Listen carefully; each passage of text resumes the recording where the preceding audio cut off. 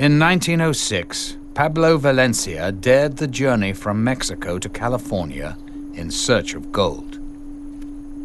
He survived without water for a week, 7 days. He was rescued and documented the experience of thirst. Saliva becomes thick. A lump seems to form in the throat. The tongue swells so large that it squeezes past the jaws. The throat so swollen that breathing becomes difficult, creating a terrifying sense of drowning.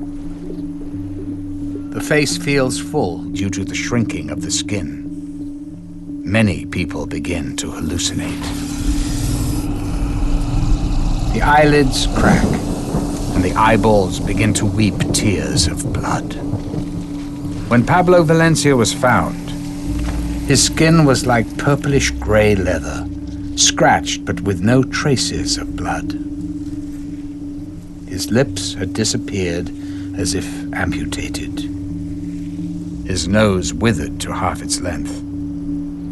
His eyes trapped in a winkless stare. This is not a film about saving the environment. It's a film about saving ourselves. Because whatever one's environmental, political, or religious opinions, whatever one's race, sex, or economic standing, whomever of us goes without water for a week cries blood.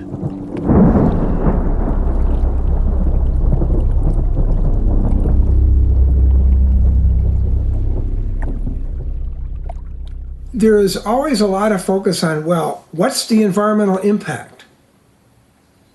And that's a perfectly valid issue and concern. The abuse of water and the taking of excessive water, diminishing flows and levels, can destroy the sustainability of ecosystems. But we can't, in the name of preventing environmental impacts, there's a mentality that says, well, as long as we're not causing any significant impacts, we should be able to use the water any way we want, including selling it, exporting it for private gain of a few. When it's all said and done, people need water to survive.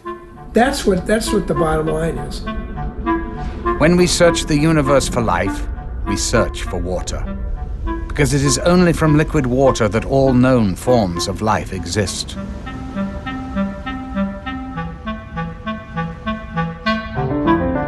The blue planet, the only planet known to harbor life, the only planet known to be flowing with water. Water management has always been of key importance to humans. The Egyptians depended entirely upon the Nile. The Romans expanded the boundaries of engineering to use gravity to bring water to their cities. Ancient societies cherished water, molded their lives around it, and even worshipped it as a god. For whatever reason, between 800 and 1000 AD, climate change dried up most of the Mayans' local water supply. Farmers were forced to extend their agriculture into the jungle forests to grow food. There was not enough water for both the crops and trees, so the forests died. The soil eroded, air humidity decreased, food decreased. Mayan leaders prayed to the god of rain, but the regular rain season brought little water. The hydrologic cycle was damaged. Life in the cities became less civilized, as the main focus of Mayan life became providing food and water. People abandoned the cities to begin a new life in the forests, in hopes that there was still a sustainable watershed there. There wasn't. But as we enter a new era combining high technology with the demands of global economic trade, we're entering into a unique stage of history. Water, which is the source of life itself, instead of being common and universal to everybody because we all depend on it, profit is made out of the running of and the delivery of water to people and to communities. Those that have the ability to pay will have access to the water. Those who do not have the ability to pay will go without. And therefore, it's a life and death situation in the final analysis on the basis of profit.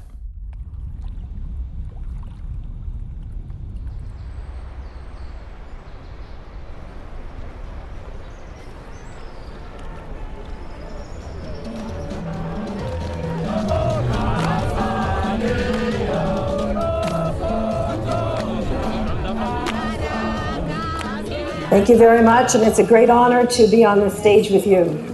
I want to talk, comrades and friends, about a global water crisis in which we know that the world is actually running out of water. And that wasn't supposed to happen. It wasn't supposed to be able to happen because we were all taught back in, I don't know, grade 3 or 6 or whatever, that there's a cycle. When it rains, the water falls from the clouds down all the way to the ground. It soaks into the ground and then the grass and trees grow. Sometimes there's so much water underground that lakes and rivers just pop up, like when you squeeze a box of apple juice. The rivers carry the water back to the ocean. Inside the ocean, the water floats up to the sky as clouds again. Then the wind pushes the clouds towards the land and it rains again.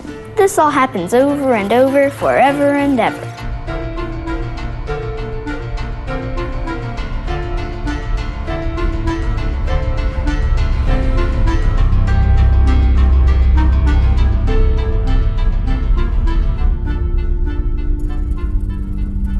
How is our water being polluted? Agriculture uses chemicals to increase farming productivity. Ironically implemented to counter a diminishing water supply, these chemicals pollute the groundwater. Automobile gas emissions pollute the clouds. But perhaps the most damaging culprit is industry. Water pollution has been linked to the rising miscarriage rates in women, lower sperm counts in men, and it is so globally severe that the Malaysian government proposed the death penalty for anyone caught contaminating water. This is the most polluted river in the United States. There's active polio, tuberculosis, hepatitis. Well, we try and reason with the aliens and, tell them what's in the water and try and get them out. None of the agents are going to get in that water to get any of these aliens. They're just contaminated. We have a gate that we deploy across the river down the ways a little bit, and we'll deploy that gate, and then they'll all pretty much go back into Mexico.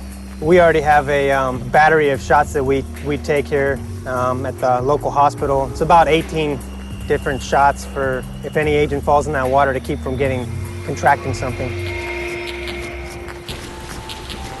What we saw today was a river of human sewage. The water smells like nothing you could ever imagine, as much as 25,000 liters per second flow. Pasan los desechos de los hospitales, de las escuelas, de todo lo que ocurre en la ciudad y que descarga el agua en el drenaje profundo viene a dar por aquí. Salen incluso pedazos de humanos, a veces de los hospitales, desechos, alguno que otro feto pasa por aquí, perros muertos. It goes into the northeast where people grow crops that later on are sold in the Mexico City market. So we are being poisoned. Our wastewater is returning to us in the form of food. When you look into the rivers, you can see bubbles. That means that the rivers are losing oxygen. Contamination and pollution of the water systems is creating cholera, and water diseases are killing more children today than malaria or AIDS or even wars themselves.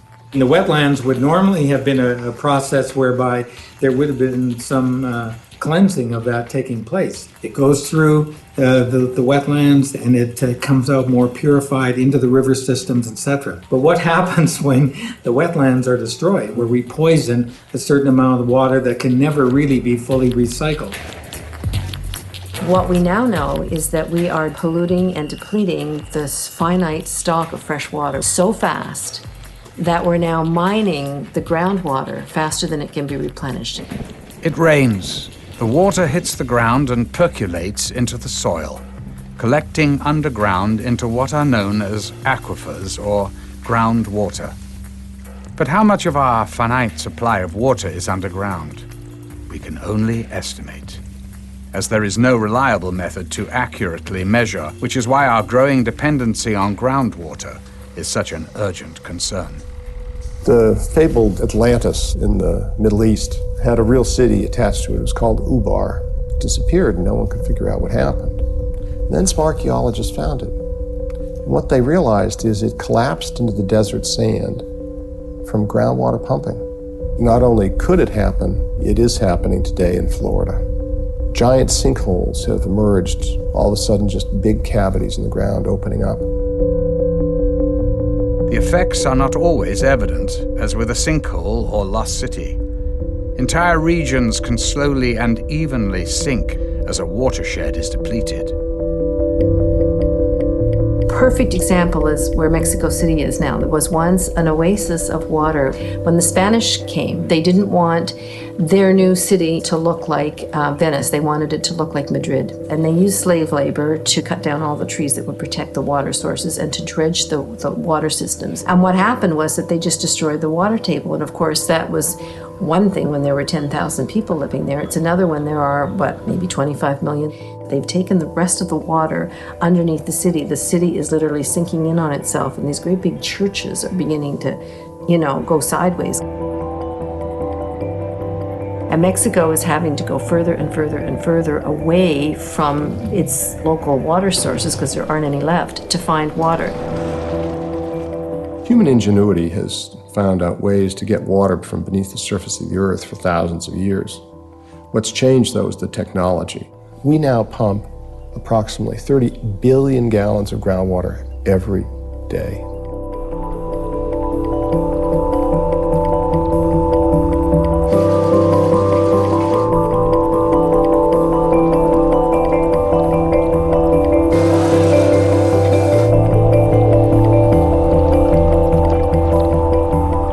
The farming community started tapping into our aquifers at a time when there really were not other demands on the resource. The way that the law works is that they're allowed to use limitless quantities. And then the added kicker is that the law said, if you don't use it, if you don't divert all of this water, you may lose your water right. So with that scenario, it doesn't encourage conservation of water. I mean, why am I going to go ahead and quit pumping to save water and lose everything? So then a guy like me who may want to quit pumping to quit depleting the aquifer, I have to keep pumping in order to keep my water rights. When we pump water for such irrigation, some of it percolates back into the ground, which is called recharge or return flows. So long as we pump no more than what is recharged, we are using the groundwater sustainably.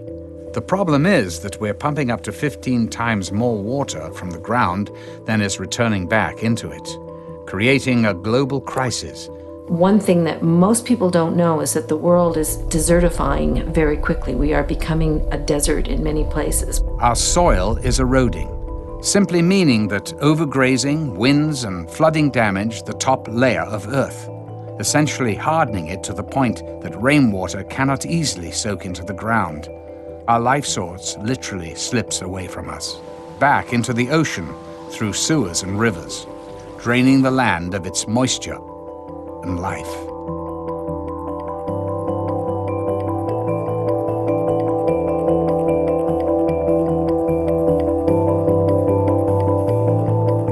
Že krajina, ktorú človek vysušuje, sa mení zo zelenej na žltú a výsledkom potom je, že všetká voda je skumulovaná v oceáne.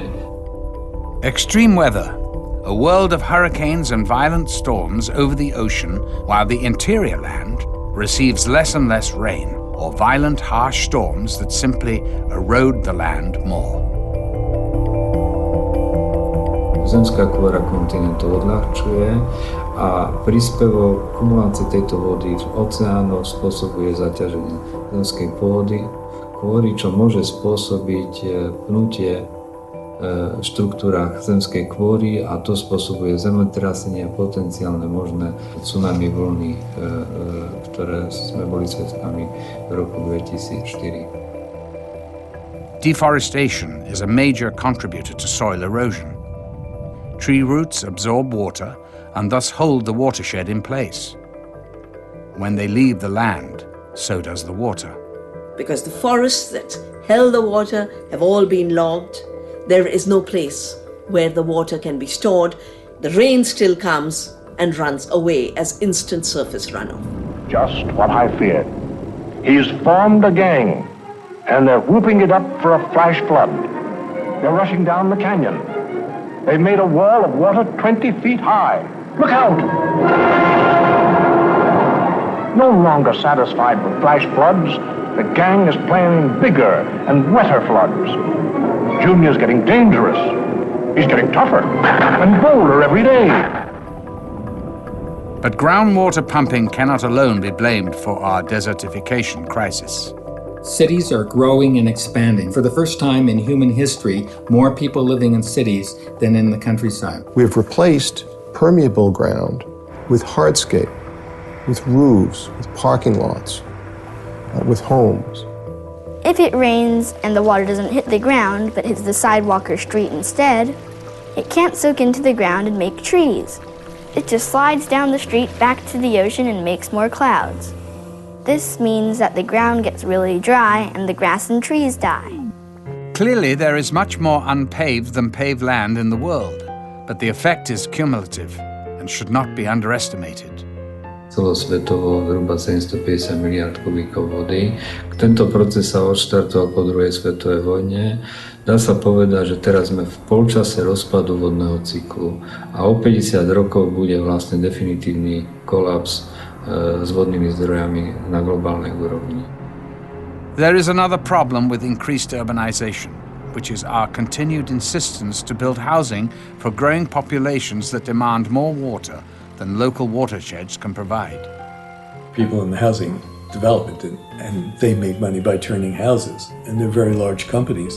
So their goal is to avoid the water issue that might limit the number of houses they might have. Instead of adapting our development to the available water supply of a region, we choose to force the world's water supply to adapt to our desired locations. What dams do is change the hydrologic cycle. They provide water during those months when the natural flow patterns do not. What's happened is that we built these huge hydro dams mainly to create hydropower and hydroelectricity. And when we've done that, we've done it in a very narrow framework, and we haven't thought about the fact that we're going to need water for other purposes. In this quest to conquer nature, as some label it, we've constructed close to 50,000 large dams worldwide. But if we are headed towards desertification by allowing too much rainwater to run off into the sea, then is it not to our benefit to dam water and prevent it from reaching the sea? One of the basic functions of rivers is to carry stuff from one place to another. And that stuff, which is really critical to the health of an entire watershed, it becomes completely and wholly interrupted when you build a dam. Dammed rivers fail to carry such nutrients and minerals downstream through the watershed, resulting in more soil erosion. Less percolation when it rains, more runoff, and thus an increase in the desertification problem. When you trap water, it stops moving, and when it stops moving, it heats up because it's this nice warm soup full of nutrients that are not making it downstream. But then those things die, and then they eat up oxygen. All of a sudden, you've got a major water quality problem. A river is the lifeblood of an ecosystem, just like the veins and arteries bring blood to every part of our organism. When we have choked arteries, that's what's called a heart attack. A dam is the choking of the artery of the planet. So we really have to face the crisis here that what we were taught in school, that this finite amount of water could never run out, is technically true. But if you can't access it because you took it from an aquifer and you poured it into a desert to grow cotton, or you polluted it, it's of no use to us. And that's what we need to get into our heads. And there's nowhere to go in the world to get away from this. Rich people and people who live in water-rich countries will get away from it longer than people who are facing it now. But the world water crisis will face us all. But if there is going to be one single thing that is going to slam us into reality, it is going to be running out of water. We see all sorts of fresh water in our lakes and say, well, what's the problem? We've got lots of fresh water. Once you drain a lake, that's it. There is no more water. We have to start focusing in on what is the renewable supply, which comes through the hydrologic cycle. We are creating a situation where we have less and less of that renewable supply left. And with the help of water scientists, we have to really start to assess how much water we really do have to work with. What is that renewable supply, and trying to define it. That's the task at hand. We must be able to find out what the limits are and how to live within them.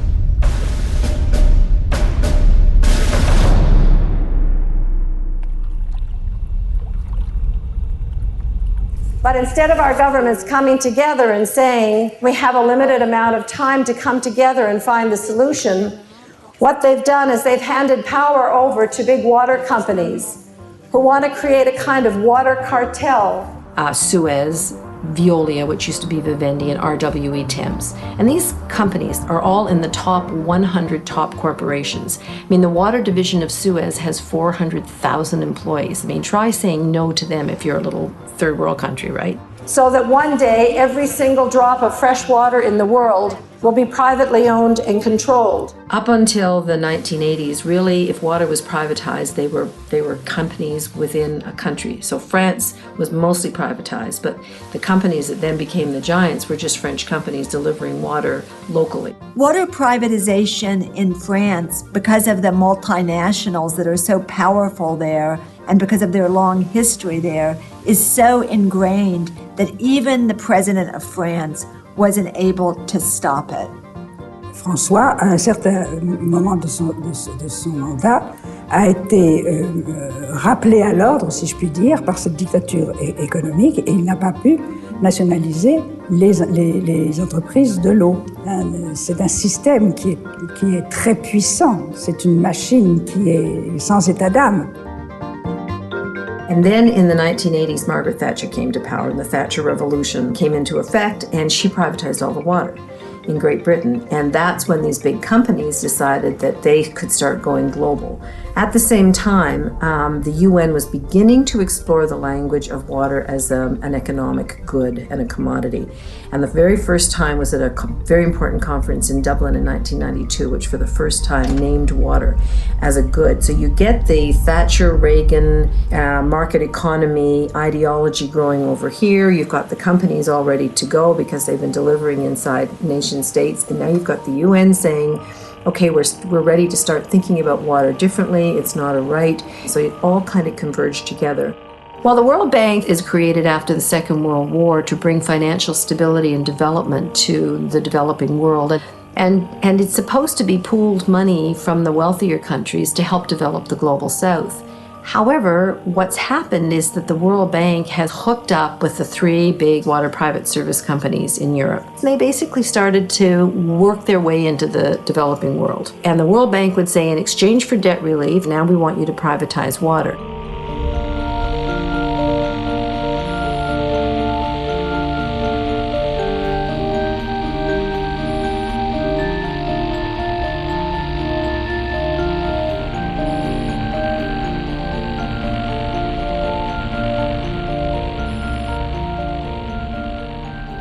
The WTO comes in with rules that basically establish this in a new constitutional framework. It's run by what's called the Quad, which is the United States, Canada, the European Union, and Japan.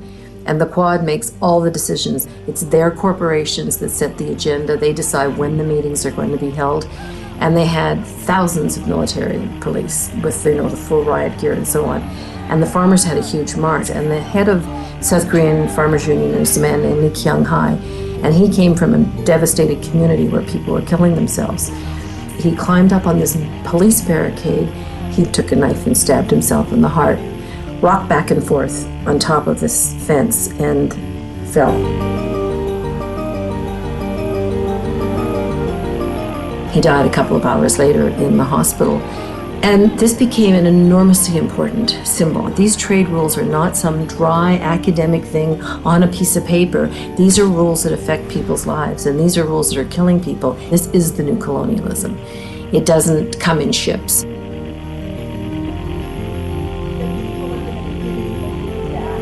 But the facts, we've heard the facts at this meeting. We've heard about the underachievement and the failures of privatization. And we know that ultimately, these corporations aren't accountable to the communities that they serve. They're accountable to their shareholders, and nothing's going to change that. People think that water privatization is just a problem in the global south and the developing world, but that's just simply not the case. We have the very same situation in the US.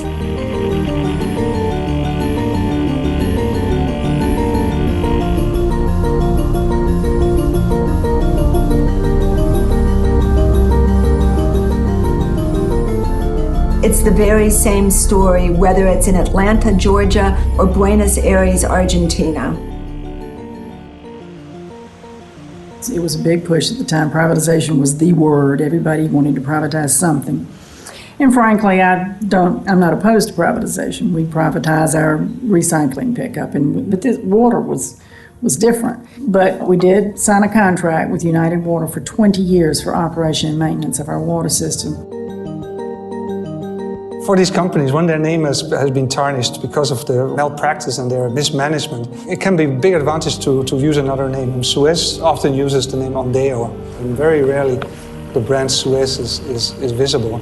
And the same, of course, with Vivendi. Vivendi had gained a very bad reputation because of their records in failed privatization and mismanagement. And they were suddenly reinvented under this name Veolia, and a huge advertising budget was spent to create a positive feeling around this new brand name. Of course, advertising is a crucial factor in the way these companies are trying to save their image.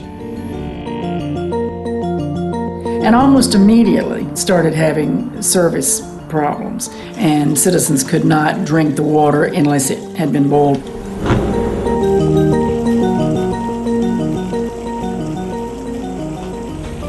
There are no clear-cut performance requirements and performance guarantees. We did require in the contract that they take all of our 550 employees for labor reasons. They usually slash the workforce, sometimes in half. So they cut out about 200 employees, and that could have been part of the reason for the service delivery. They couldn't find out where all the piping connections were. The workers themselves were the people that knew where things were.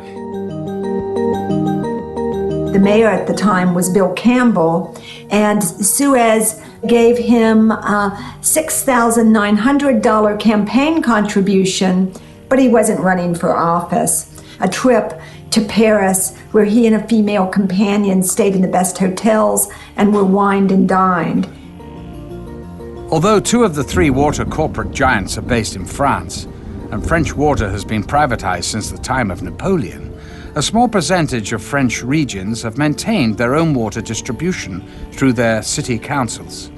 The city of Grenoble managed its own water for over a century, providing good quality water at low prices to consumers. Suez bribed our mayor. Le maire de Grenoble a choisi de privatiser à Lyonnaise des Eaux Suez.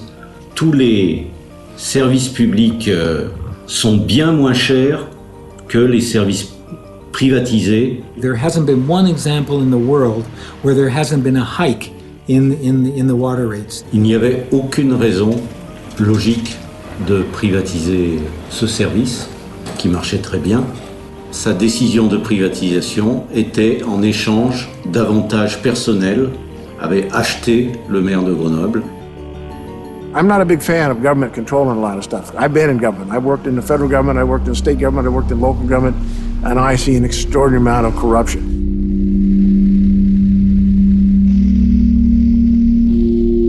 Right now, we have a number of state senators that have just been indicted in Alaska for corruption, dealing with the oil industry.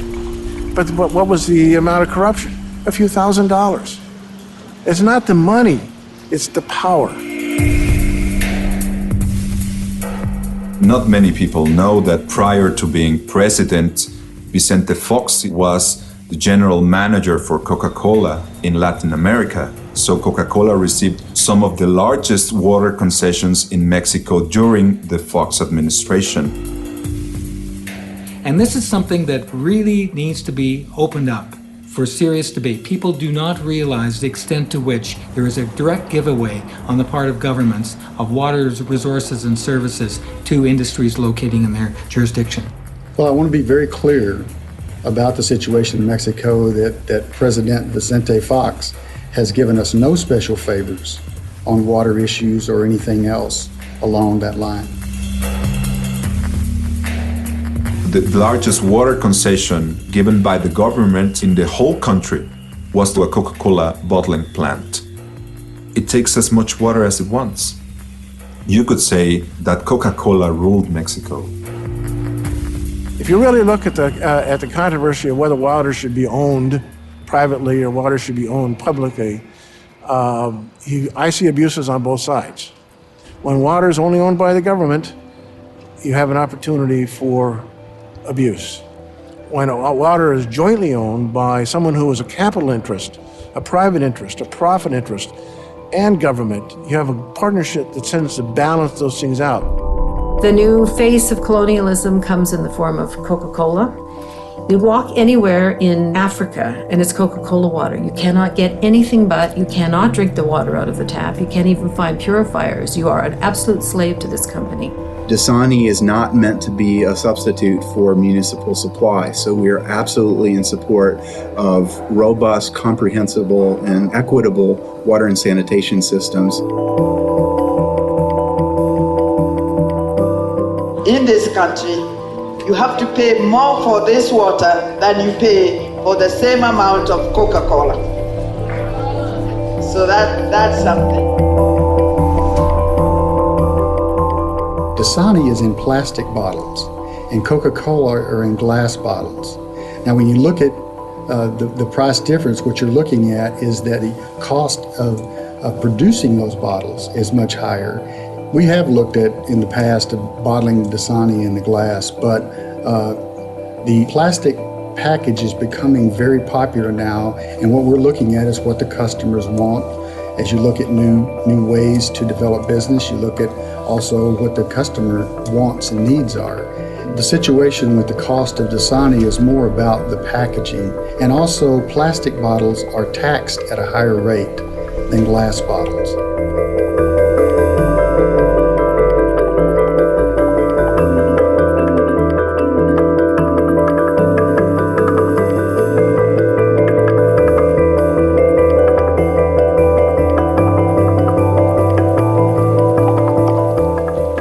Wall Street per se understands in 50 years this is the commodity to be invested in. There's a sunset out there, there's a horizon out there that's coming closer and closer for oil, but not for water. There are at least a dozen publicly traded water indexes that deal only with water, trading it on the open stock market. 5 years ago, this didn't exist. Now it's just simply exploding. It takes two players to really make the corruption happen. First of all, we have corporations who are often greedy, but corporations are not social service agencies. They're there to make a profit. And what happens too often is that the water hunters are able to come in and either the government is corrupt or the laws are not sufficient to protect the water resources. As a water hunter, you just go out and you try to find a water source. It's not going to cost you a lot of money to clean up. The problem is getting it and holding on to it. Canada had 12 contracts for bulk export of water, and arbitrarily, with the change of government in British Columbia, canceled those contracts. When you have a change in government, the previous government's commitments are subject to renegotiation, and that's just the way it is. So when you're looking at water owned by someone else that you have to get a contract with, that's not a secure commodity anymore. The only way to have a secure commodity is to create it yourself by desalinization. Many do not see the harm in depending on desalination for our future water needs. And suddenly, many countries in the world are looking to desal and building new desal plants as the alternative, and this is going to save them. But to do that, we require a great deal of fossil fuels and burning of fossil fuels, which contributes to global warming, which in turn contributes to the climate change problem in general. In order to address one problem, we end up creating a new problem. We already have an energy shortage. Where are we going to get the energy to use desalination? And a lot of corporations are saying nuclear technologies. Well, nuclear technologies are really not viable. We have no current plan to deal with nuclear waste. You know, it's no different from saying to ourselves that we're going to go into space after making a mess out of this planet. We go into Mars, we relocate there, or we colonize space itself and colonize another planet. And having made a mess out of our own situation, having failed to live up to our own responsibilities in relationship to nature, we then move on to destroy another piece of nature and leave the mess behind. The fact that there aren't more plants in the world is because it's a cost factor. Only rich countries or the World Bank or big corporations or a combination of all three are going to be able to afford to build desalination plants. But even on the slim chance that technology can advance quickly enough, that the energy costs and needs lower enough to make a global desalination solution possible, the question still remains, why? Why forfeit the water we already currently have? Why freely give it to others only so they can sell it back to us at whatever cost the demand allows? When you have communities that are looking to extend their water supplies, they'll pay what they feel the value of that supply is worth. There are 87 corporations now building desalination plants, and the biggest water company of all is General Electric, followed by Procter & Gamble and Dow Chemicals getting into it. These are all companies that have seen the writing on the wall. And the writing on the wall is that water is the hottest property out there. I think you can add a 15% on that. I think if 15% is responsible, some investors will require 30. And if you can't offer 30, they're not interested in investing. What we actually have is that these big corporations are going to profit from dirty water. So they don't want to see the pollutants not going into the water in the first place.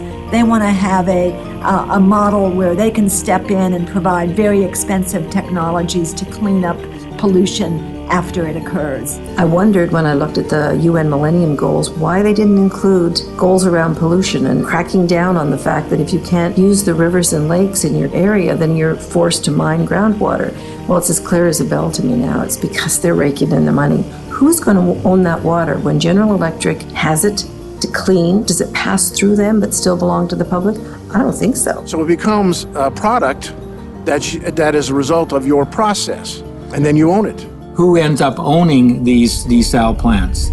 Because if these desal plants are in private hands or even in government hands, because after all, water is the source of life. These desal plants are the way in which we get access to water, then those desal plants and who owns them ends up controlling our lives. Bottom line, water is a good investment, period. Any place in the world. How much do you pay for your bottle of water? You can fill that bottle of water at the tap for practically nothing. And the difference between what's in the bottle and what's in the tap is, in most cases, insignificant. You know, we do not advocate bottled water over tap water. You know, consumers generally buy bottled water because of convenience, because of access. I wouldn't say that it's healthier. It is a healthy alternative. Because of the world water scarcity, the Great Lakes have been perceived to be a target. We were concerned about our wetlands, and actually my thought was it's our water, they don't have a right to take it, which wasn't correct. In our legal framework, corporations have the same rights as citizens, and so we see Nestle having the ability to go in and pump. Initially, it started from a meeting that had up in the town of New Haven. Naturally, Perrier hired a consultant to study all of the effects of the pumping and so forth. And everything that they said, you know, nothing would happen, everything would be fine, there would be no problem with the lake. I talked to my hydrology buddy and I said, Tom, he said, that this isn't going to affect the spring. And Tom snorted, he's not a hydrologist, he's a hydrostitute.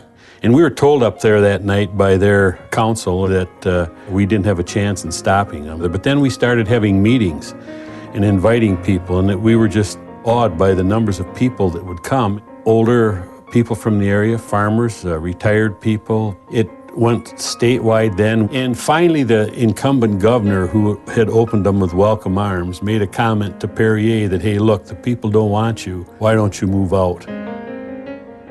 They went to Michigan from Wisconsin. In 1892, a 1-mile chunk of the Great Lakes and its waters was deeded by the Illinois legislature to a private company. The next legislature moved into office and voided the deed, and in 1892, the United States Supreme Court said, these Great Lakes, they're impressed with the public trust, and under this public trust, they can't be alienated, disposed of, diverted, or transferred for a private purpose. That doctrine remains as lively and viable today as it did in the late 1800s. And that's exactly what became the basis of the lawsuit.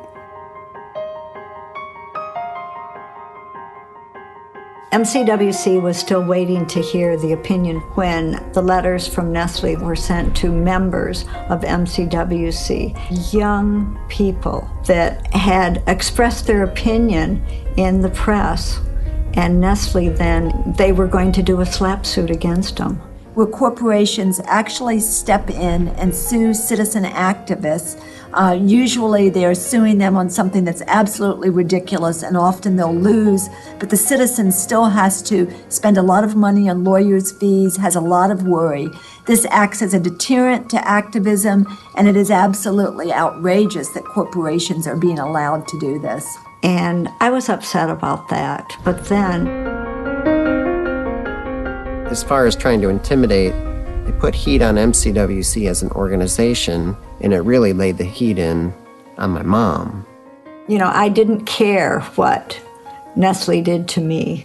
I was fighting Nestle, but no one's going to mess with my family, and especially my children. Well, and clearly no company wants to be in the position of having to do that sort of thing. It was simply a letter that simply asked them to refrain from making comments that were not true. Gosh, there's probably been 3 or 4 public hearings. Nestle was in attendance. There was newspaper press, there was television press. Just about anything I had said was either just my own opinion or else fact-based. So it was very hard to know what are they referring to. And then I said, I'll be damned if they're going to do that to me. So Nestle came to Ferris to give a presentation. My son Chris was there. My name is Chris Swear. I felt like my greatest defense was just being as public as I could. Received a letter that I, Chris Swear, am accused of slanderous or defamatory remarks. My son was shaking. I mean, he was so upset. And I'm wondering if those are charges, accusations, insinuations. I'd like to hear directly from your legal staff, if I could, please. It was a hard thing to watch as a mother. Chris, Fred, if you want to answer briefly, but I'd like to get to people that have questions about the project specifically, instead of maybe personally, okay? And the whole crowd was furious. But I mean, I tell you what, if at the end, Chris, there's time when we want to talk about that, there's no more questions about the project or water policy or groundwater, we would like to hear, okay? They never followed up and contacted me. It never materialized as far as a slap suit. It tells me it was a load of crap, just like I had suspected. The judge said, well, there's a diminishment, that's what the law is, it's illegal, you're done. And that was the end of it, we thought. It probably took at least a year to be able to have our day in court. And then when you think in 3 days' time, the Court of Appeals heard Nestle's case. Nestle then was granted permission to continue to pump 200 gallons a minute. But in doing so, the Court of Appeals changed the law. Bottled water exports or exports of water in any form are hereby prohibited. which is very different from most uses of water. Even agricultural uses have return flows, and it's available for reuse again and again. But once you put water in a bottle and you move it out of state, it's gone. You made that a product, we invested, it's a private good. You can't take it from us anymore. It's too late, you open the door. Michigan is telling the world, come in and buy water rights here, and by the way, under this case, if you can demonstrate an economic benefit of shipping it somewhere else, you can have it. Changing the way water has been perceived as a public resource in a way that we may not be able to retreat if we make a mistake.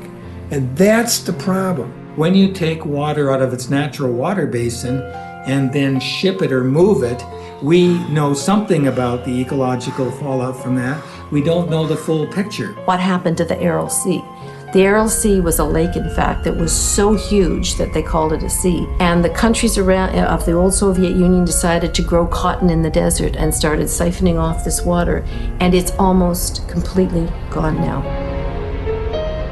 Company comes along and says, the impact of 210 million gallons a year in a tanker truck is no different than 210 million gallons a year in a bottle. And you already let the bottled water people do that, so you have to let us do that. And so that's how I got started in looking at bag technology.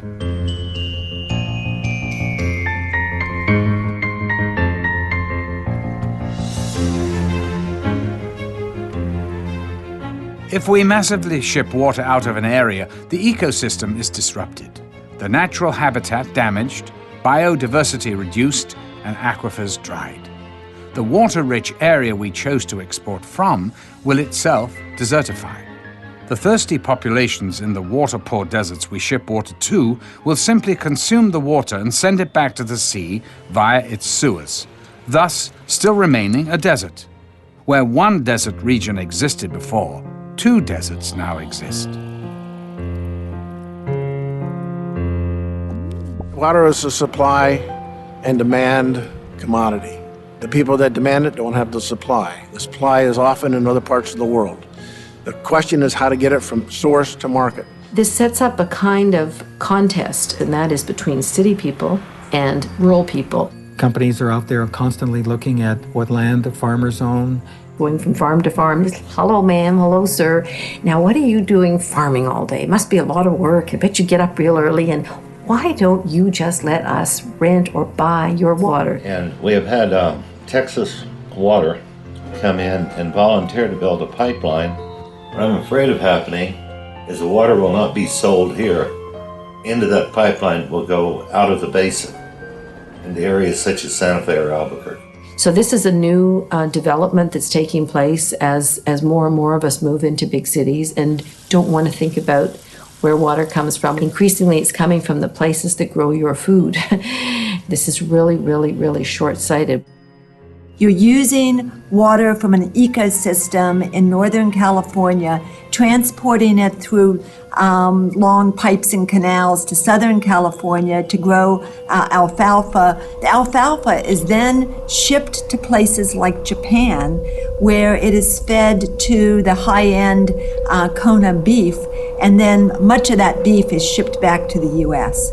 So we've set up this system of agriculture that just doesn't work anymore, and it's really based on the concept of virtual water, where we're growing crops for export in thirsty places and then moving them long distances, rather than having our food grown more locally and more sustainably. China is a very dry country, but agribusiness is moving there because there are fewer laws and labor is very cheap. Almost all apple juice sold in the United States comes from China now. We're losing our ability to even grow apples because it's cheaper to produce them elsewhere. That means that a country like China that doesn't have very much water is exporting its water to the United States through apples. Then we sign trade agreements like NAFTA so that our subsidized corn using water from desert-like areas in the US can undersell the farmers in Mexico. A lot of that water actually stays in the corn, and is then transported to another ecosystem and is completely lost. For instance, here in Kenya, they grow most of the roses that are sold in Europe, and they export them. And they're grown around a beautiful, beautiful lake called Lake Naivasha, which is being depleted at an appalling rate.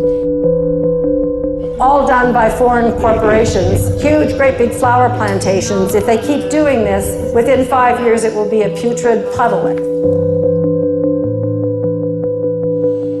So here's one of the driest continents on Earth, exporting water, being told by the World Bank to export its water to get its way out of debt.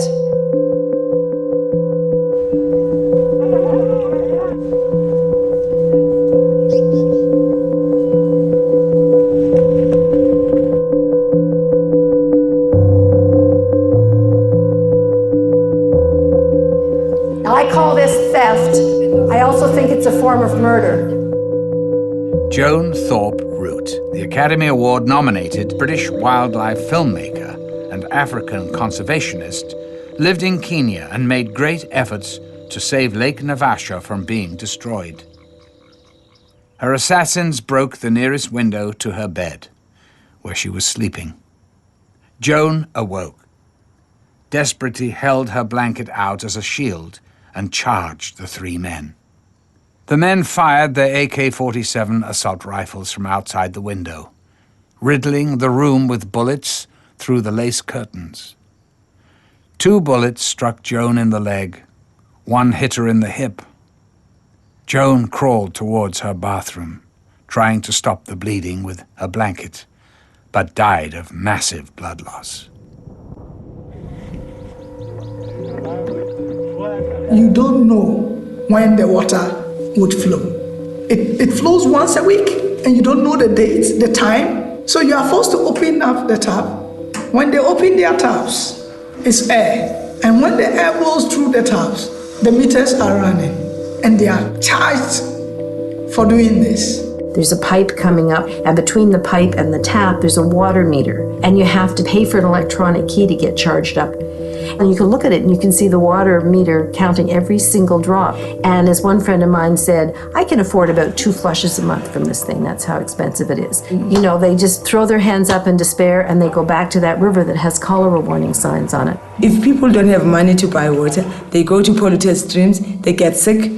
The state has to pay for their health care. You know, why don't you just use money for the necessary thing and to prevent other things that might come up?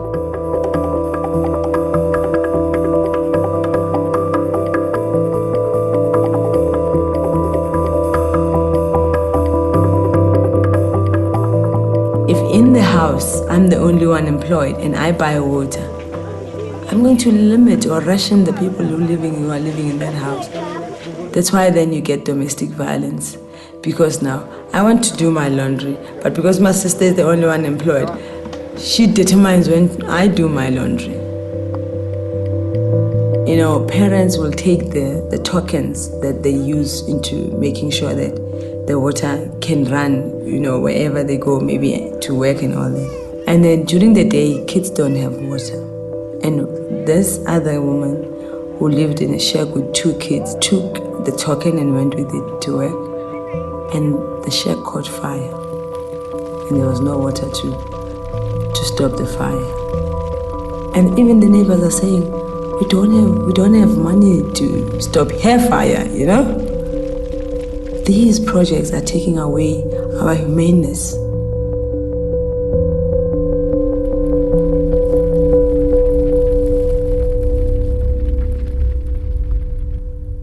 I was in grade 1. I was 6, so I didn't really think about much. I thought the whole world was go to school, don't get your parents too angry. You do a charity project each year at our school. You do your canned food drives, you do your raise money for cancer. That year, you're raising money for developing countries. And for 1 penny, you could get a pencil. 5 pennies, you could get soup for the day or things like this. And then she got to a point where she said $70 would buy a well. And then she explained to us, yeah, people are dying because they don't have clean water. They were just disbelieving that. What do you mean you can get sick from water and that you don't have things to clean yourself with, let alone drink the water? Then we asked, well, if they want water, how far would they have to go? And she said, sometimes as far as 10,000 steps. I counted the steps it took me to get from my classroom to the water fountain, and I counted 10. She said, yeah, $70 would buy a well, and it would stop it so people wouldn't have to walk so far. So I thought, okay, that sounds like a good idea, so I'll go home to my mom and dad. They have lots of money, right? And the problem would be solved and no one would die anymore. And I thought it was a great plan. And we thought, oh, isn't that cute? You know, he wants to build a well, let's make dinner. Because he was so young, we really did not take him seriously. You don't get it. He said someone just died because they don't have clean water and you didn't help them. After a few days, they finally sat me down and they said, what we can do is give you a chance to earn the money by doing extra chores around the house. Never ever thinking that he would follow through. And I got a piece of blank paper, drew a thermometer on it, 2, 4, 6, 8, all the way up to 70, to give him a sense of how long it was going to take him to get there. After, I guess, 4 months, I raised the $70. I brought it into an organization that facilitates clean water projects in developing countries. And they looked at me and they said, it's going to cost a bit more than $70 to build an actual well. And I've always felt bad about telling them that the well wasn't really $70, that it was actually the minimum you could get was $2,000. But I've sort of consoled myself a little by saying that if it had been more, if I'd told him $2,000 at that time, that he never would have gone. That would have been too big for a 6-year-old. So I started doing public speaking around my community. It slowly grew and grew and grew. The Brian's Well Foundation has been established. We've helped raise about $2 million, which has gone towards the completion of 266 water and sanitation projects, helping about 500,000 people. Immediate aid like this is absolutely vital to saving lives. But if we step back, a larger question looms. An uncomfortable question we habitually avoid in our daily discussions. Why do these countries need emergency aid to provide something as basic as water? Why are they unable to build their own infrastructure of clean water delivery? Why are they poor? Developing countries are forced to grow cash crops, export crops like tea or coffee. We've got some resources, especially tea, which is really growing all over. The World Bank and the IMF and the other countries, especially the Western world, that buys the tea from our country always gives us a raw deal. You find that we are given so little money for this tea. The World Trade Organization has required developing countries to remove tariffs so that products can flow in and out of the country because it benefits our corporations. They get cheap products. Now what that means is that developing countries are very hurt. And it's obscene. It's why these countries can't get out of debt, and it's why these countries can't develop water systems or healthcare or anything else for their kids.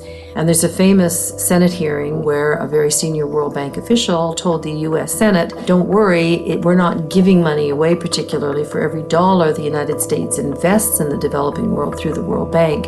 American corporations get back $1.30. You know, wink, wink. We call it aid, development aid, but really it's forcing countries to open up their resources. And that's why there's such a tremendous reaction against the World Bank in the third world. If we were to sell this tea at the right price, if we had fair trade in the markets, our tea could fetch enough money that can sustain most of our needs. It should be a very rich country. We cannot fight the world water crisis by just saying, let's hook up some more people and hope that does it. We have to challenge the systems that deliberately create winners from losers. And then who cares about the losers? That they're losers and it's their own fault anyway. That's the system we have to take on, and we will never, never, never, never, never solve the world water crisis until we have the courage to talk about the world political and economic system. Wherever a river flowing free is now treated as the supplier of raw material as if it was oil, we have the generation of water wars.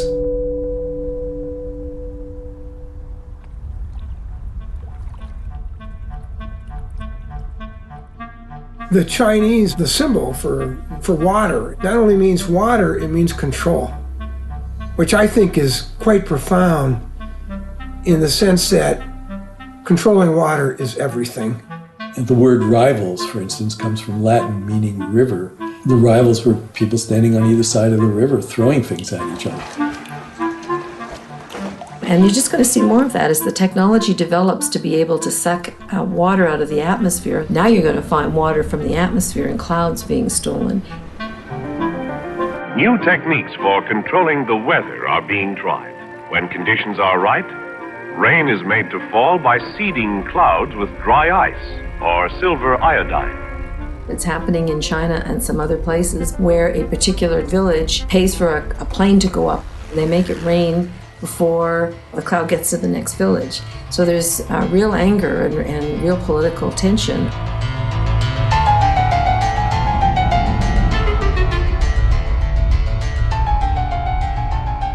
The worst case is Southern California. And LA is part of what I call hydraulic civilizations, like Rome and its aqueducts was a hydraulic civilization. But there the longest aqueduct was 60 miles. The longest you have to go, I once measured it, is 1,400 miles from the furthest source of water for LA to a home in the town. And LA has not yet figured out what its limit should be. I mean, it doesn't want a limit. In the LA area itself, which is about 18 million, if it was on its own water, it would only be 3 million. First thing LA is going to do is try to put a lot of farmers out of work and close down the farms and take that water. When the water system doesn't work, then the civilization goes.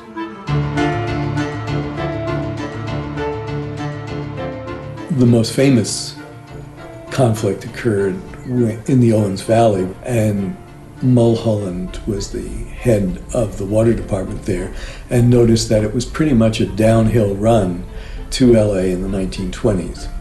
And so he got together a whole bunch of investors to divert all the water from Mono Lake and send it down through an aqueduct to LA.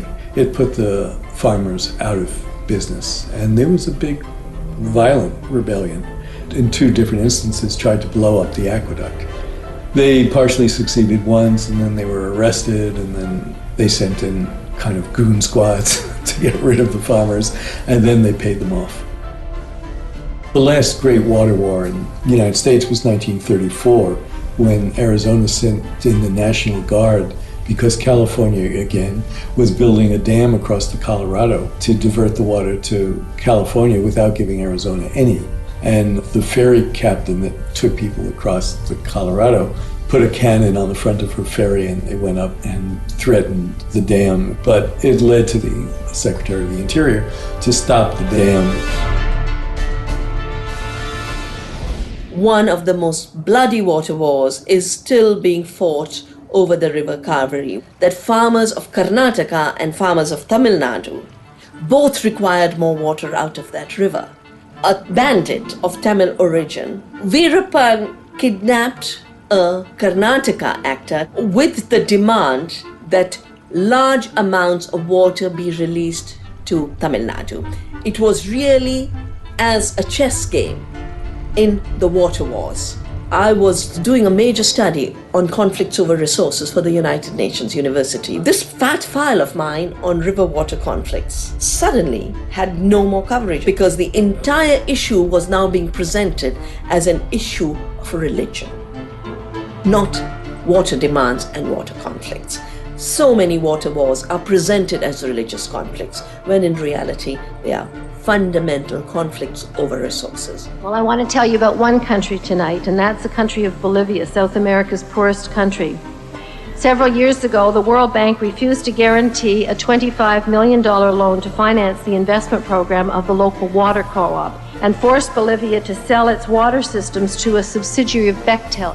The water prices now account in Bolivia for more than they pay for food. Well, I have a story to tell you tonight, and that is that the people rose up in Bolivia.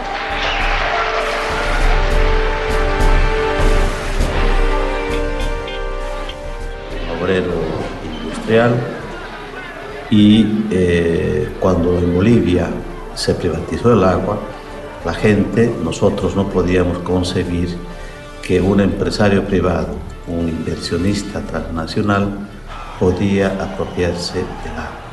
Es decir, la gente o tenía que pagar del agua o tenía que dejar de comer y por lo tanto no tuvo otra alternativa que decir no a la privatización del agua. Una rebelión popular, una forma organizativa de multitudes de gente que desde los campesinos hasta los vendedores de las calles y empezamos una resistencia. El gobierno sacó al ejército y a la policía para garantizar la seguridad jurídica de la empresa, garantizar las utilidades y las ganancias de la compañía. And it's really interesting because, you know, the World Bank has imposed the same kind of private control and takeover of many other things in developing countries. Healthcare, education, their energy sector, their mines, and so on. But when it comes to water, something happens and people say, I couldn't stop you there, or I didn't know how, or I thought maybe you would be right, but you are not taking my local water. Asociados de una abierta complicidad de los gobernantes en ese tiempo en Bolivia, que inclusive se privatizó el agua de la lluvia, es decir, que se prohibía a la gente el acumular el agua de la lluvia. And this is where you get the civil wars, because the army is brought in to control local dissent against these transnational corporations. Who are you protecting? There's your people without drinking water, and you're protecting foreign investors from North America and Europe? Más de 100 heridos de bala, numerosos detenidos. Civil, hubieron más de 20 francotiradores que mataron e hirieron a la gente. 17-year-old Victor Hugo Doza was killed by a shot through his face.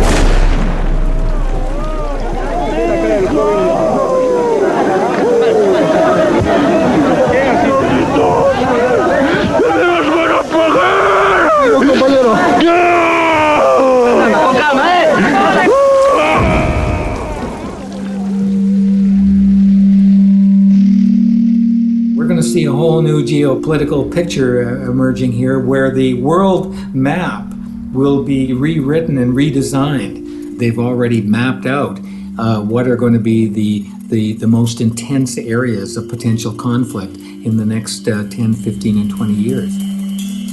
So the water-rich areas of the world are Brazil, Canada, Russia. So these big superpowers are beginning to position themselves in such a way that water, like energy, is seen as part of their future security, including their military security, including their commercial security, and they're beginning to understand they have to secure future sources of water.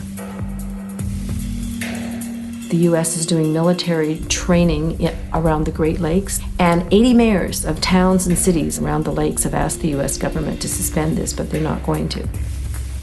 I got involved in this issue in the mid-1980s when Canada was negotiating a free trade agreement with the United States, and the free trade agreement included water as a good. There was a statement made by one of the participants that Canadian water would be flowing to the United States Midwest from the Canadian North by pipeline within 2 to 5 years. Who knew? And move that water into a crater in the Rocky Mountains, which would be kind of like a huge mega reservoir. And nobody will stand up in our country to the United States administration and say, this is our water, because they know that the United States would consider that as serious as if we put missiles along the Canada-US border. It just would not be tolerated in the US. In the new regime, where water is being treated like oil, the protection of that commodity is being ensured through a militarized defense. And the good part of Brazil sits over top of the largest aquifer in the world, which is called the Guarani Aquifer. This is going to be a major source of fresh water in the future. Very recently, the United States has established a military base located just inside the border of Paraguay. As you know, the United States itself is running out of water. Water is becoming more and more a matter of priority in American foreign policy. Secretary of Defense Donald Rumsfeld went on a quiet mission to a number of Latin American places, including Paraguay, to try to see what kind of further advancement could be made regarding the presence of U.S. Forces in that region. Shortly after Rumsfeld's visit, something like 500 special forces were stationed at the military base there in Paraguay. Este caso, no momento agora, quando os países tomaram conhecimento, já tinha sido aprovado pelo Parlamento do Paraguai. It remains to be seen what will happen and what they're doing there exactly as to whether the purpose of that military base is really to secure a military presence at a very pivotal location for exercising some measure of control over the Guarani aquifer and water takings from the Guarani aquifer. In the last few weeks, there's been report in the media about George W. Bush, the president, purchasing land in Paraguay. The speculation is that that has to do with wanting to have access to the aquifer and pump water out of the aquifer. Jenna Bush, who is the daughter of George W. Bush, had paid a quiet 10-day visit to Paraguay, in particular meeting with top officials in the government. And as it turned out, what was happening, at least this was what the speculation was in the press, was that she was about to facilitate the purchase of something like 100,000 acres of land in Paraguay in her family name. At the same time, though, that was happening, it was discovered that George Bush Sr. already had something like 173,000 acres of land. Was this an example of the Bush oil family now switching from black gold to blue gold, turning to water and purchasing water? Clearly after that, there were a series or a string of denials on the part of the Bush family. Not directly, they did it through agencies, U.S. government agencies. Eles negam a construção da base. The world's largest dam is located very close to that area, and so that also was a matter of considerable interest for the U.S. as well. Os americanos, não diria o povo americano, mas uma parte dos americanos, principalmente de seus governos, tem uma visão muito militarista, economicista e predadora. E quando não conseguem no convencimento, vão pela força. A visão economicista, a visão imediatista, é a mesma visão que levou, em outro campo, ao americano ter o que teve no Vietnã, como agora no Iraque. Será que essas lições eles não aprenderam ainda? I mean, there's no question that that region of the world is the Middle East of water in the future.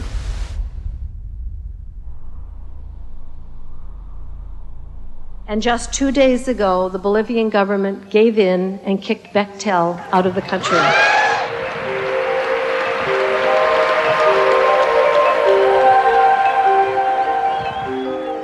Humble Bolivians, led by a 45-year-old, kicked one of the world's biggest engineering companies out of the country for its criminal behavior and told the World Bank to go the hell with it. Bueno, 2 días después de la victoria popular, yo tuve la posibilidad de viajar a Washington. Primera vez en mi vida que salí a Estados Unidos. Segunda vez en mi vida que salía fuera de mi país. And this simple shoemaker from Cochabamba, Bolivia, gave one of the most moving speeches I have ever heard. Solo somos dueños del agua y del aire. The only thing that is ours anymore is our water and our air. Posibilitó la pérdida del miedo que se tiene frente a los poderes constituidos económicos, financieros, políticos y militares. Es que la única fuerza capaz de transformar el mundo, capaz de transformar la sociedad, es esa capacidad de unidad, de organización y de movilización de la gente frente a cualquier poder. And people were so moved, they not only clapped for him, they got up on their chairs, like a standing ovation that wouldn't end. It was just a stellar moment. Because this is a really scary story, and it's a true story, and we really are running out of water. It doesn't have to be that way, okay? And that's the most important thing to say, is that it's not too late. The earth is amazingly elastic in terms of coming back. The ability of the earth to renew itself is stunning. Aj najlepšou formou boja proti privatizácii vodných zdrojov je mať viacej vody okolo seba vo svojom životnom prostredí. Je to vlastne Gandhiho filozofia. Blízko vo svojom prostredí a tým pádom stráca zmysel obchodovania s vodou. Riešením je veľmi jednoduché. Vrátiť vodu do vodného cyklu a začať zavodňovať krajinu dažďovou vodou. We need to dig holes. If we dig holes in the sand, we can trick the water into staying so it doesn't run away to a river or ocean when it rains. The water will sit in the holes and soak into the ground. Then more trees will grow.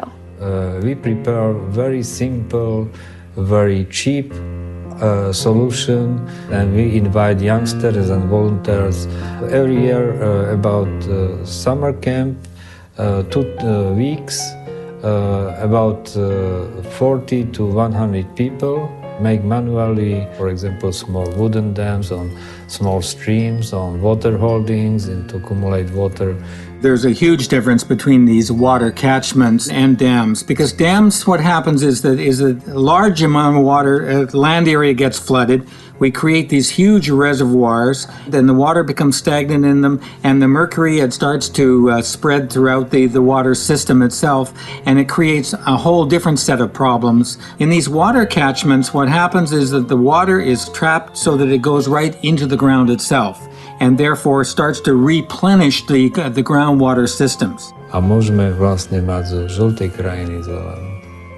Povedzme, pre vysušené regióny sveta, ktoré môže with creation of clouds in atmosphere and create of raining. This model can to create million and million jobs for poor people around the globe. Blue alternative solution is very easy, simple, cheap, solving of complex problem. And it, quite frankly, is the antidote to desalinization. This is the kind of approach that we need to take in order to revitalize and rebuild our groundwater systems. And then we have to stop going into the groundwater and taking it out in such a phenomenally cavalier way. In the U.S., the largest amount of groundwater is being used for agriculture. And you really have to deal with agriculture to solve our water problems. The water efficiency with hydroponic systems is 20 to 30 times more efficient than crops growing outdoors. The reason is that we are placing the water directly to the base of the crop through drip or trickle irrigation systems. We can take that fish called tilapia, and when they grow in this water, we can take that nutrient-rich water and go on to crops with that. And any excess of water going onto the roots, it's collected. It can go back to the fish and then go through the system again. And it's these technologies that will save this planet in the next century. What we really need to do is go back to a food system where we're not dependent on global trade and where we're really using our local water and soil resources to grow crops that are appropriate. There's a move towards decommissioning these dams, taking them down, and that movement, that trend towards decommissioning is really important, but it sets the stage also that we need to move towards alternative ways of supplying the power that's necessary, whether it be through these micro turbines that are in stream completely. You don't need a dam to hold back water. They just use the natural flow of rivers or coasts. Korea has been investing in this technology. Scandinavia has. I mean, they're sort of seeing their era of large dam building coming to an end as well. As we expand urbanization to meet our growing population needs, there are alternative permeable pavement solutions which allow rainwater to infiltrate through into the subsoil. Pollutants from cars are filtered and removed and thus do not pollute the groundwater. The water quality is actually improved. Even with these advancements, the ultimate development solution is to limit the population growth of a region pending on the available water supply, which is exactly what the citizens of Bolinas, California did. And so the towns decided that they would put a moratorium on all housing growth until they had adequate supply of water. And that water moratorium was challenged immediately and was in courts for 14 years. They just didn't want a town to be able to control growth.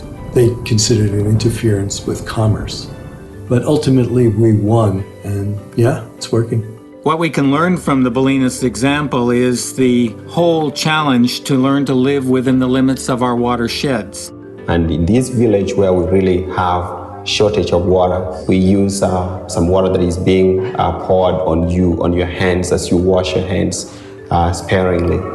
And people really value any amount of water that they have. It's exactly the opposite of America. I mean, America could save 20 to 30% of its water really easily.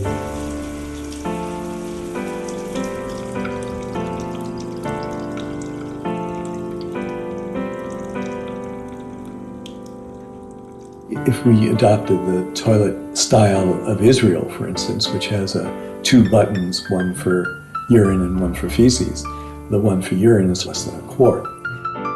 You know, everybody takes water for granted. We're going to have to grow a constituency for water issues. Think about climate change. Groups have been working on climate change for 20 years, and it's taken that long for the general public to be aware of it and for us to begin to make the legislative and regulatory changes that are necessary to really solve the problem.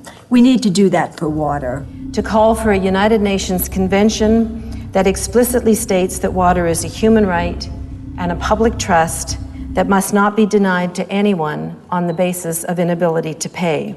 Demanding that we put this language in an international framework at the United Nations. Because the operations of these corporations, these water barons, have now gone global, this has gone beyond nation-state law and requires us to bring in some kind of instrument at an international level to control these companies. And that led to the really exciting change in Uruguay. En el Uruguay se privatizó el servicio de distribución de agua potable. A poco de haberse establecido, los precios se elevaron exorbitantemente. El agua que se distribuyó en algún momento estuvo contaminada. Se llegó incluso a cortarle el servicio a una escuela.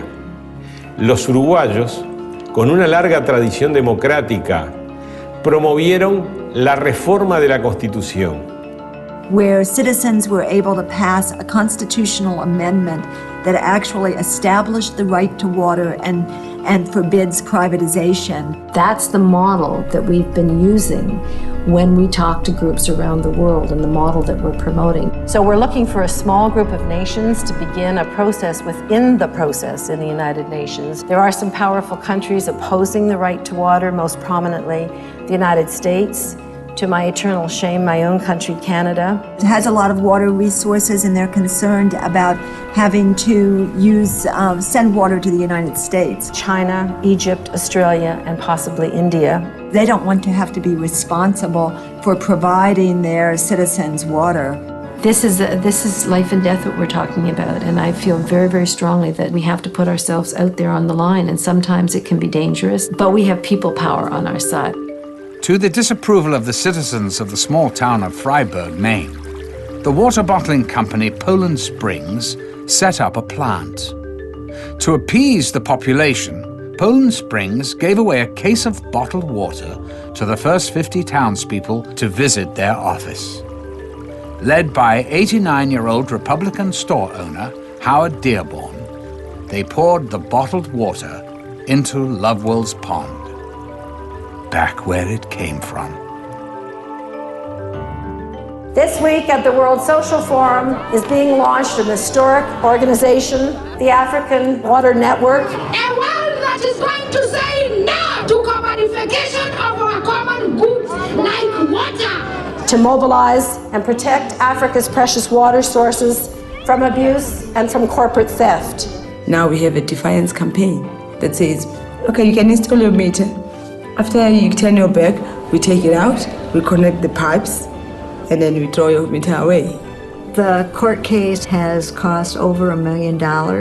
We've done a lot of innovative fundraising, and you have to realize that we're just normal, ordinary people who are living day to day and fighting, this giant. I play sports, I hang out with my friends, I do all that regular stuff any teenager would do. It's just I do this on the side. I just wanted to get people clean water so they wouldn't die.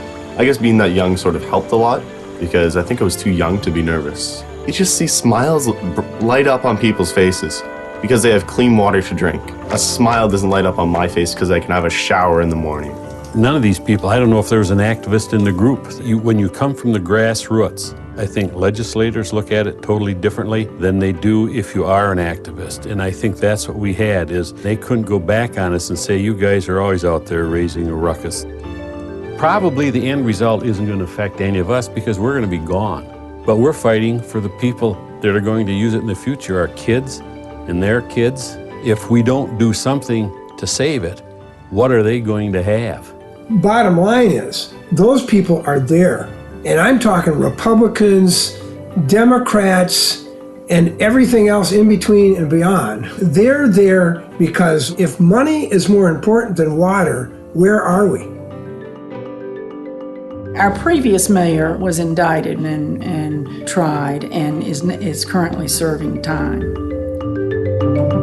Et le maire, ministre de la Communication, a été mis en examen puis emprisonné avant d'être condamné.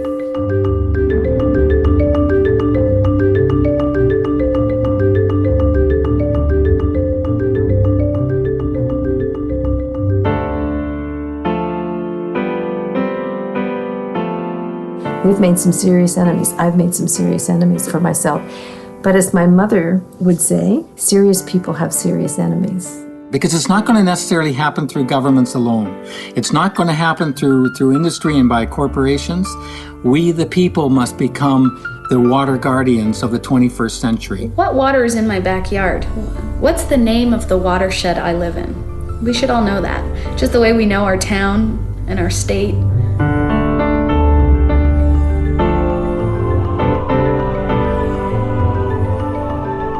And then ask the question, where does your drinking water come from? And where does your wastewater go? Just start asking the questions. You don't even have to do anything. Just ask the questions.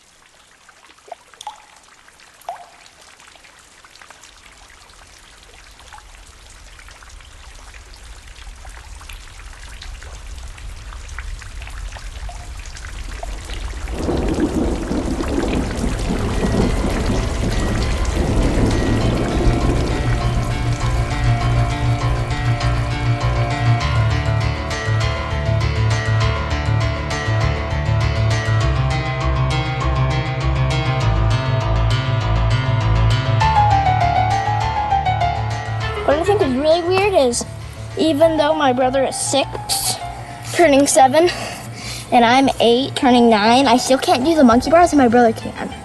They were selling Ice Mountain at the school cafeteria. My principal came into my class and then I told my teacher that I had to talk to her about the Ice Mountain thing. This is my problem poster about what Ice Mountain's doing.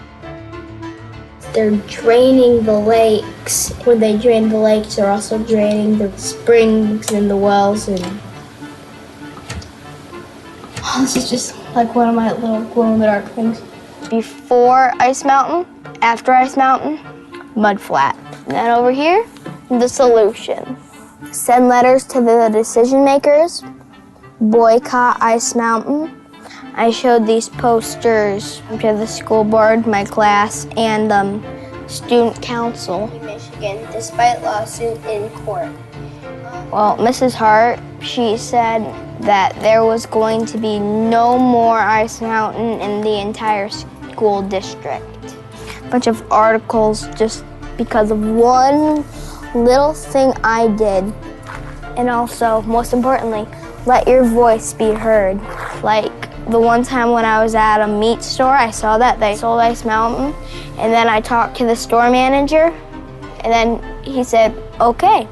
And then the next time when I went, no Ice Mountain, the entire store. I felt very happy because I knew that I did the right thing.